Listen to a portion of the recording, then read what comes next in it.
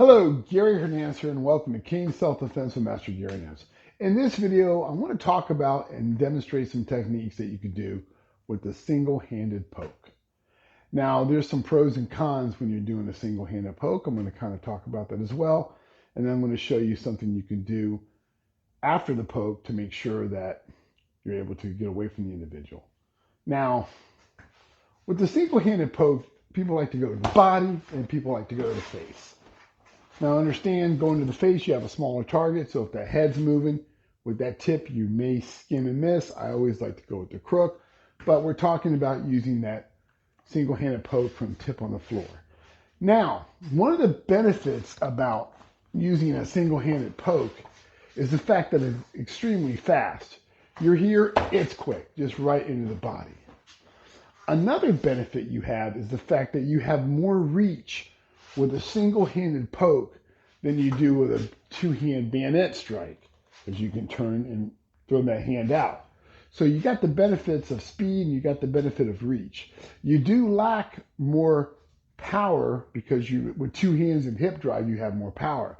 I'm not saying you can't get a little bit of power more going into it, but you're going to have more power, obviously, with two hands.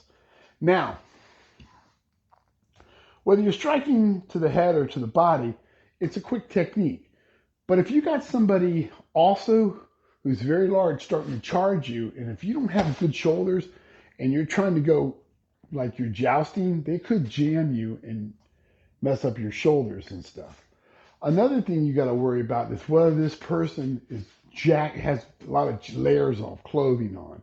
So the single poke may not penetrate into the body as good.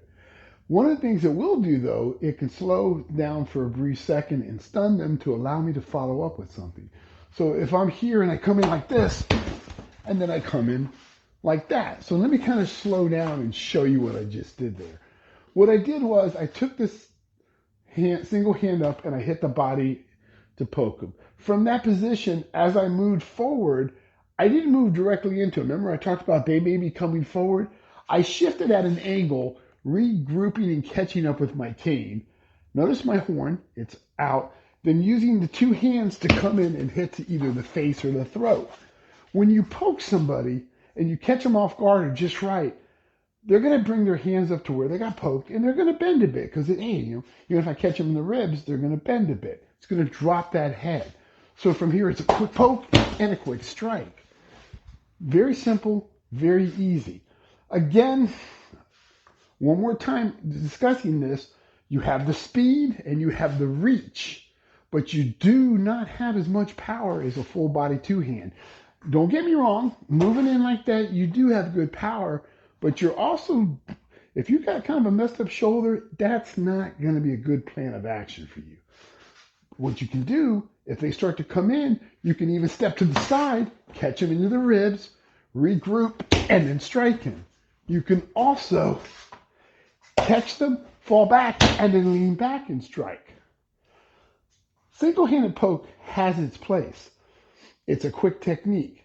So again, you're here, whether you're going forward or whether you're going backwards. Now, if you notice, I'm big about having my crook away from my body, not to catch clothing. When I do a two-hand bayonet strike, I rev the motorcycle, as I say, and I strike out. With a single-hand poke, I'll turn and strike out. But what if I carry my cane this way?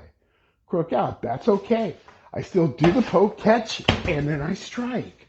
So it's not going to matter whether your crook is out or whether your crook is in. It matters on how well you're going to move. And if that body is coming in and they're pretty large, I wouldn't go directly. As I poke, I'm going to move. Then I'm going to strike. If I'm crook out, as I poke, I'm going to move, and then I'm going to strike. If they're coming in super fast, and let me bring this where you can get a good visual, and I'm crook this way, I'm going to move, and then I'm going to strike. If my crook's this way, I'm going to move, and then I'm going to strike. Or I can two-hand strike. So as you poke, you can go strike. As you poke, you can slap. As you poke, you can swing. So there's a lot you can do. That initial poke is to slow them down, set them up, distract them for another technique. So practice it, make it feel good. Remember, it's a quick technique, 1 and then 2. It's that fast. Try it, see how it feels. If you get an opportunity, subscribe to the channel. We're trying to grow it still. So hopefully that helps. Gary Hernandez, and have a great weekend. Goodbye.